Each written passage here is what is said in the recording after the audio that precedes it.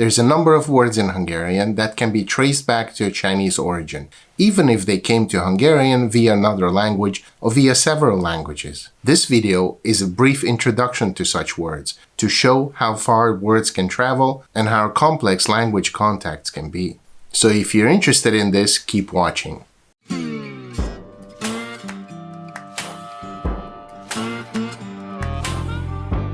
But before doing that, please hit the subscribe and like buttons to help the channel and to be notified when new videos come online.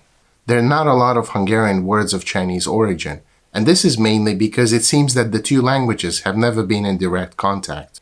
And so historically, Hungarians did not have the opportunity or the necessity to borrow words from Chinese. Yet there are some words that have been borrowed into Hungarian from other languages, but which ultimately can be traced back to Chinese. It is of course debatable whether they would count as Chinese loanwords, yet they embody a link with the Chinese language, however distant or complex this link may be. Actually, it's probably better not to call them Chinese loanwords because that has a very specific connotation in linguistics. So here I'm going to mention 4 such words, and I will always begin with how the word is pronounced today in Hungarian. Number 1 is Tacepao. This is the one word everybody mentions when talking about Hungarian words of Chinese origin. So Tacepao is the Hungarian rendition of the Chinese word Tacepao, a public poster in large characters that has been in common use in mainland China throughout most of the second part of the 20th century. Apparently this word came into Hungarian via Russian. I have seen this mentioned in many places on the internet, but I've never actually seen proof of this.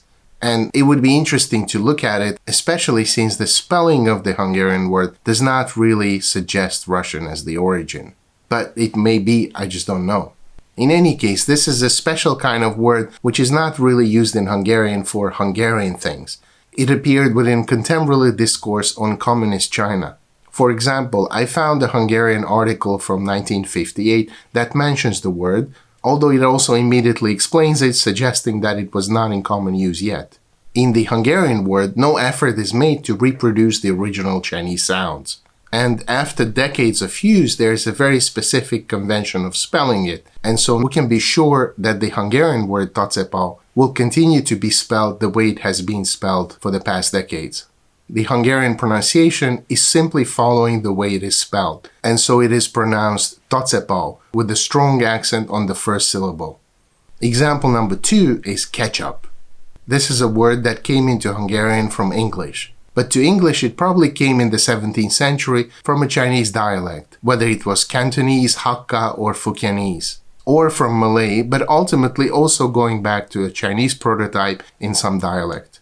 In Hungarian, this is a 20th century word and is pronounced with a Hungarian twist as ketchup, ketchup, ketchup, or ketchup. And on the internet, sometimes you can even find arguments as to what the correct pronunciation of this word should be. But in Hungarian, it actually matters because the pronunciation of the last syllable determines the suffixes you add to it.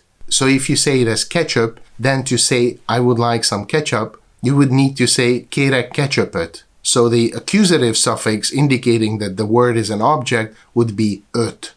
But if it's read ketchup, ketchup, or ketchup, then the suffix would be ot instead of öt.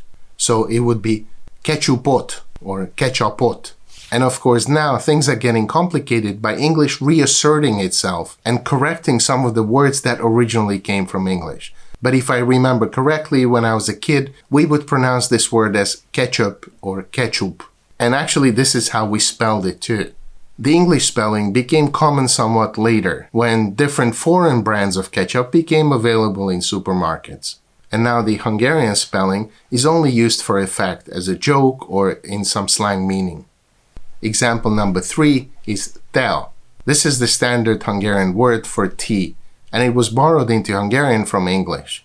But as it is well known, ultimately it goes back to a Chinese origin, to the word that's pronounced in Mandarin cha, even though into Western languages the word would have come from the Amoy dialect in Fujian province.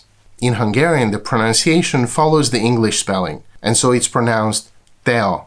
In colloquial language, it can be also called teo, but in both cases there's a strong accent on the first syllable. And there is even a verb associated with this, which is teázik, and it means to have tea.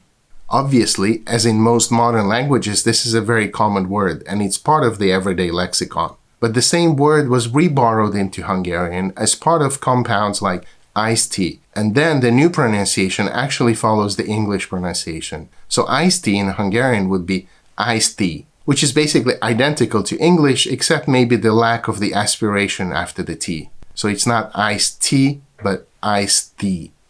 There's actually quite a number of such words of ultimately Chinese origin that came into Hungarian via English or perhaps via English and German. So there are words such as riksha, feng shui, bok-choy, ginseng, ginkgo, lychee, tofu, typhoon. Finally, I also wanted to mention that there are some much older words that came into Hungarian via Turkic languages, but which are likely of Chinese origin. One such word is our example number 4, and this is gyöngy. This is a word that means pearl in Hungarian. It is a word of Turkic origin. In Old Turkic, it was yenchu or yinchu, and it was also borrowed into Russian as zhemchug. Initially, the Turkic word was probably a borrowing of the Chinese word pronounced today as zhenchu, which also means pearl.